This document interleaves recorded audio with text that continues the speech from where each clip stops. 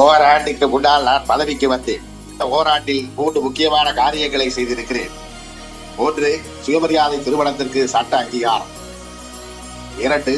தாய் திருநாட்டிற்கு தமிழ்நாடு என்று பெயர் மாற்றம். 3. தமிழ்நாட்டில் ஹிந்திக்கு இடமில்லை என்றும் தமிழ் மற்றும் ஆங்கிலம் என்கிற இருமொழி கொள்கை அறிவிப்பு. இதை பார்த்துவிட்டு பலருக்கு கோபமும் ஆத்திரமும் வருகிறது. இவர்களை விட்டு வைக்கலாமா? ஆட்சியை கலைக்க வேண்டும் என்று நினைக்கிறார். அது உங்களால் முடியுமா என்று நான் சவால் விட மாட்டேன். உங்களால் முடியும். ஆனால் ஆட்சியை கலைத்துவிட்டு மற்றொருவர் இங்கு வந்து உட்கார்ந்து அண்ணாதுரை கொண்டு வந்த இவற்றை எல்லாம் மாற்ற வேண்டும் என்று கருதினாலே உடனே மக்கள் எழுந்தருவார்கள் என்கிற அச்சமும் கூடவே வரும். இந்த நாட்டை இருக்கிற வரையில், இந்த அச்சம் இருக்கிற வரையில் அண்ணாதுரை தான் இந்த நாட்டை ஆள்கிறான் என்று வரும்.